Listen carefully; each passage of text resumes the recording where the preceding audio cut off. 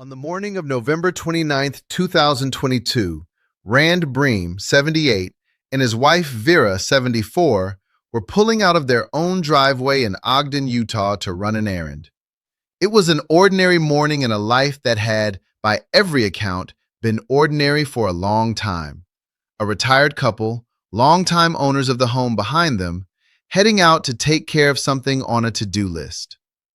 Before they made it off the property, two police officers approached the car. Whatever they were about to do that day never happened.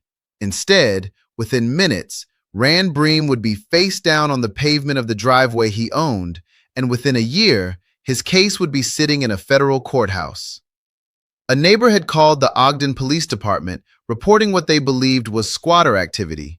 The caller had noticed a notice posted on the front door of the house and concluded the property had been foreclosed on and was being occupied by people who didn't belong there. None of that was true. The Briems owned the home outright. It had never been in foreclosure. The notice on the door was real, but it wasn't what the caller assumed. It was a placard from the Weber Morgan Health Department marking the basement of the house as closed to occupancy, the result of a chemical contamination issue tied to a family member who had been living there. It applied to one part of one floor of the house. The Briems, in the meantime, were living in the home's detached garage, a common enough arrangement for homeowners dealing with a partial occupancy issue elsewhere on their own property. None of that context was available to the two officers who pulled up behind the Briems' car that morning. What they had was a call about possible squatters and a notice on a door that, from the outside, looked like exactly the kind of thing that call described. Squatter calls are, by their nature, calls that arrive with almost no verified information attached. A neighbor's assumption, relayed secondhand, about who legally belongs on a piece of property they don't own themselves. Responding to one means arriving with a working theory that may or may not survive first contact with the people actually living there. Bodycam footage captured what happened next. An officer asked Rand Briem whether this was his residence. He confirmed that it was, his house, his garage, and explained the property wasn't in foreclosure. He explained the non-occupancy notice applied only to the basement and told the officers why. According to the footage, reviewed and transcribed in detail by KSL.com, that explanation didn't end the encounter. The conversation kept going, and it started to escalate. It's the kind of moment that, replayed on video, looks almost mundane at first. A homeowner explaining a paperwork mix-up to officers responding to a call, right up until it isn't mundane anymore. When Briem attempted to drive off, an officer ordered him to shut off the car. Briem responded, "No, you're trespassing," and was told to get out of the vehicle. An officer then informed him he was being detained, not arrested, detained, until his identity could be verified, and asked for his driver's license. That word, detained rather than arrested, carries real legal weight. A detention is meant to be a brief, limited stop, justified by a specific, articulable suspicion, not the same standard or the same authority as an arrest. Whatever happened next was supposed to unfold inside the boundaries of that lesser standard, a standard built specifically to prevent brief, low-stakes encounters from turning into anything more serious than a few minutes of confirming who someone is and letting them go on their way. What Briem said next is, in a lot of ways, the hinge the entire case now turns on. According to the bodycam transcript, reviewed in detail by KSL.com, he told the officer, "I will show you my driver's license, I will not give it to you," and he held it up for the officer to look at. It's a distinction that might sound like a technicality from the outside, showing a document versus handing it over, but it's a distinction Briem apparently believed mattered enough to draw out loud, in the moment, rather than simply comply. The officer didn't look at it. According to the footage, he took it directly out of Briem's hand. Briem protested, "I told you I wasn't giving it to you," and reached to get it back. What happened in the next 1 to 2 seconds is now the subject of a federal lawsuit. According to that lawsuit, within that brief window, two officers took the 78-year-old man to the ground. He landed face first on the pavement. In the background of the body cam audio, Vera Briem can be heard repeatedly shouting, "He is ill," and "He's ill," a reference, according to the family, to her husband's underlying medical conditions, conditions the officers had no way of knowing about in the moment, but that Vera was trying in real time to make relevant to how they were handling him. Officers can be heard telling Briem, "Don't grab me," during the struggle, a characterization the lawsuit directly disputes, arguing Briem was never grabbing at the officers at all, only reaching for the license that had just been taken out of his own hand. When Briem was lifted back up off the pavement, his face was covered in blood. He would later be diagnosed with a torn rotator cuff, along with cuts and bruising documented in the medical records cited in the lawsuit. A rotator cuff injury in a 78-year-old man is not a minor thing to recover from. It's the kind of injury that, at that age, can affect mobility and independence well beyond the weeks immediately following the incident, and the lawsuit describes the physical consequences as ongoing rather than resolved. He was kept in handcuffs for roughly 30 minutes before officers issued him a citation for interfering with an arresting officer, a Class B misdemeanor under Utah law. 30 minutes, restrained, bleeding, on the pavement of his own driveway, before the encounter that began with a mistaken squatter call resolved into a citation. On the body cam recording in the aftermath, one officer can be heard telling Briem, "All you had to do was comply with what we were asking." Briem's response, also captured on the recording, was direct. "I'm a 78-year-old man and you guys had to throw me down on my eyes on the pavement and bust my head open." That exchange, comply versus what exactly was being asked, sits at the center of everything that followed. The Ogden Police Department conducted its own internal review of the incident, an after-action use of force evaluation completed in November 2022, within weeks of the encounter itself. That review concluded the officers' actions were justified. A year later, when the Briem's lawsuit became public, the department publicly reaffirmed that position, stating it was confident the court would find the officers' use of force justified, consistent with what its own internal review had already found. It's worth noting what an internal use of force review actually is and isn't. It's an evaluation conducted by the same department whose officers are being evaluated, using standards the department itself sets, and it carries no binding legal weight in a subsequent civil rights lawsuit. A federal court weighing Briem's claims will apply a different, independent standard, developed through decades of Fourth Amendment case law, on what counts as reasonable force, not the department's own internal conclusion. Rand and Vera Briem saw it differently, and on November 22, 2023, almost exactly a year after the incident, their attorney, Robert Sykes of Sykes McAllister Law Offices in Salt Lake City, filed a federal civil rights lawsuit on their behalf in the U.S. District Court for the District of Utah. The complaint, formally captioned Briem et al. V. Genovesse et al., named 2 Ogden police officers along with the Ogden Police Department and the City of Ogden as defendants.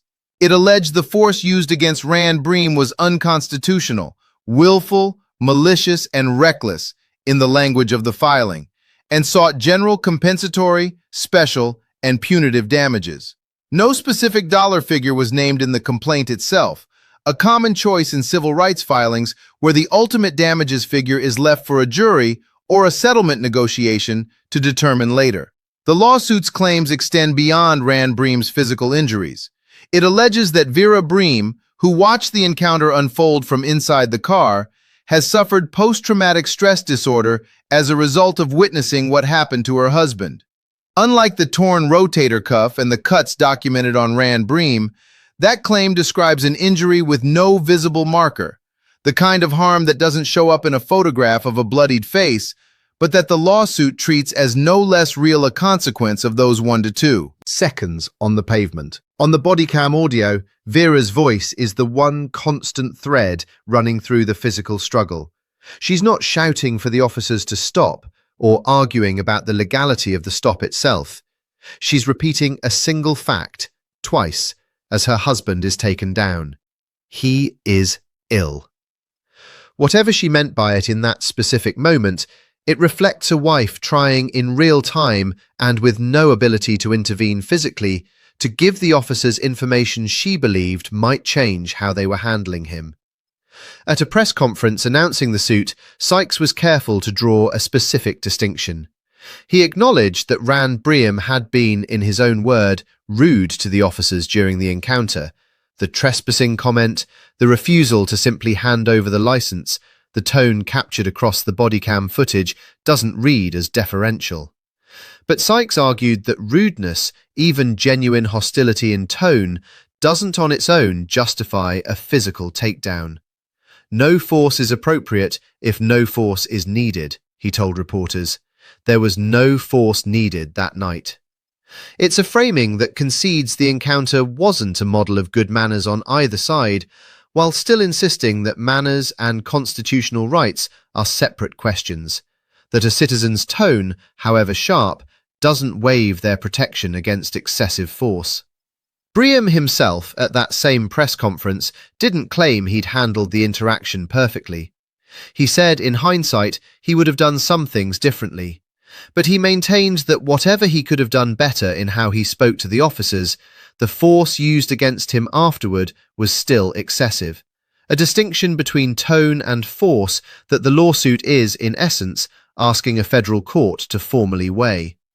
It's a notably measured position for a plaintiff to take publicly, especially one recovering from a torn rotator cuff and a bloodied face, an acknowledgement of his own contribution to how the encounter escalated verbally, paired with an insistence that verbal escalation alone doesn't license what happened physically. It's worth being precise here about what is and isn't established fact in this case, because unlike some of the cases this channel has covered, this one hasn't been resolved by any court. The underlying misdemeanor charge against Rand Briem, interfering with an arresting officer, was still listed as pending in Ogden Justice Court as of the most recent reporting available. The federal civil lawsuit remains in its early stages in the U.S. District Court for the District of Utah. No settlement has been reached. No verdict. No ruling on the merits. No finding by any court on whether the force used that morning was lawful.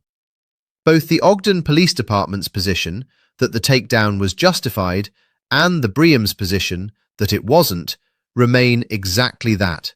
Positions, not settled findings. There's a specific factual question buried inside this case that no court appears to have directly ruled on yet, and it's worth naming rather than glossing over. The officer's detention of Rand Briem rested on a claim of reasonable suspicion, enough of an articulable reason to believe something was wrong to justify stopping him and demanding identification. Whether a health department notice covering only a basement on a house the responding officers had no independent reason to believe was actually in foreclosure, reasonably extended suspicion to the entire property and the man standing in its driveway is a real legal question. It's one the police department's public statements treat as self-evidently justified. It's one the Briem's lawsuit treats as the opposite. No court ruling settling that specific question has been located in the public record, and this account isn't in a position to settle it either, only to note that it's the kind of question a jury or judge, not a news report, is ultimately equipped to answer. That question matters beyond this one driveway in Ogden, because squatter-related calls to police have become more frequent nationally in recent years, and departments across the country are, in effect, working out in real time how much suspicion a second-hand neighbour report, filtered through a misunderstanding of a health department notice, in this case, should reasonably generate against the actual homeowner standing in front of officers explaining the situation. Briem's case sits near the front edge of that broader, largely unresolved legal question, even though it will likely be decided, if it's decided at all, on its own narrow facts, rather than as a sweeping precedent. Neighbors calling in good faith, officers responding to second-hand and often outdated information, and homeowners caught in the gap between the two. That combination shows up in mistaken identity and mistaken property cases far more often than most people realize. long before any of them ever reach a courtroom. What isn't in dispute is the sequence of physical events once the license changed hands. Briem held the license up. The officer took it from him, rather than viewing it in his hand. Briem said something to the effect of he hadn't intended to give it up and reached toward it. Within 1 to 2 seconds, according to the lawsuit's own account of the bodycam footage the Briem side chose to release publicly rather than keep sealed, 2 officers had him on the ground. That specific sequence, compressed into a window of 1 or 2 seconds, is the entire physical basis for a felony adjacent, though ultimately charged as misdemeanor, allegation of interference. And it's also the entire physical basis for a federal excessive force lawsuit now working its way through a Utah courtroom. The age of the man on the ground is not incidental to how this case has been covered, or to why it's being covered here. Rand Briem was 78 years old on the morning this happened, 79 by the time the lawsuit bearing his name was filed a year later. He wasn't young, wasn't physically imposing, wasn't by any account in the record, behaving in a way that suggested he posed a threat to 2 uniformed officers standing in his own driveway. What the body cam captures, according to every outlet that has reviewed it, is an aging man asserting, bluntly, and by his own later admission, rudely, that he intended to show his identification rather than surrender it, and then physically reaching for it after an officer took it from his hand rather than looking at it where it was held. Whether that reach constituted interference with an arresting officer, in the legal sense the Class B misdemeanor charge requires, or whether it was simply an old man trying to hold on to his own driver's license, is precisely the question sitting in front of both the Ogden Justice Court and the Federal District Court right now, unresolved, in 2 separate proceedings running on 2 separate tracks. There's a physical reality worth sitting with here too. A torn rotator cuff doesn't happen from a gentle escort to the ground. It's the kind of injury associated with real force applied quickly, against resistance, or against a body that wasn't braced for impact.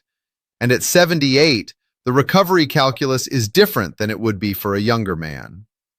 The lawsuit describes Briem's physical and emotional damage as ongoing, not as something that resolved once the bleeding stopped and the citation was issued. Whatever a court eventually finds about the legal reasonableness of the takedown, the injury itself, a shoulder that may never fully recover its former range of motion, in a man already in his late 70s, exists independently of how that legal question gets answered. There's a version of this story that ends differently, where the officer views the license in Briem's raised hand rather than taking it from him, where the detention resolves in the driveway without ever escalating past a few minutes of confirming an identity and clearing up a misunderstanding about a basement placard. That version doesn't require anyone to be more polite than Rand Briem was that morning. It only requires the physical struggle over the license never to have started in the first place. Instead, what exists in the public record is a bloodied 78-year-old man, a wife who says she now lives with post-traumatic stress from watching it happen, a police department standing firmly behind its own internal review, and a federal lawsuit asking a court to decide whether that internal review got it right. Both agencies involved chose to make their positions public, rather than let the case play out quietly through filings alone. The Ogden Police Department reaffirmed its internal findings on the record when the lawsuit was announced. The Briem's attorney released the body cam footage publicly at a press conference, rather than holding it for trial, and stood beside his clients as they answered questions from reporters directly, including questions about Rand Briem's own tone during the stop. That mutual willingness to litigate the case in public, not just in court, is part of why this incident has drawn coverage across multiple Utah outlets and national syndication, rather than remaining a single local news item that faded after a week. As of the most recent reporting gathered on this case, none of that has been decided. The misdemeanor charge against Rand Briem sits open in Ogden Justice Court. The federal complaint against the officers, the department, and the city sits open in the U.S. District Court for the District of Utah. Two systems, two separate questions. Did Briem interfere with an arresting officer, and did the officers use unconstitutional force against him? Both still pending, both still capable of resolving in either direction. If there's a ruling in either proceeding or a settlement in the civil case, this channel will return to it and update what's known. Cases built entirely on body cam footage and competing internal reviews tend to move slowly, and they rarely move in a straight line. But they move on the public record, filing by filing, in a way that at least leaves something for people to go check for themselves later, which is more than existed in the moment Rand Briem's face hit the pavement in his own driveway. If you've had a run-in with police over your own identification, being asked for it, having it taken rather than simply shown, that's worth telling us about in the comments. This case turned on a distinction that doesn't get talked about often. The difference between showing something to someone and handing it to them. It's a distinction most people never think about until the moment it becomes the reason two officers are on top of them in their own driveway. That distinction is also, in a narrower sense, what makes this case different from a typical excessive force story.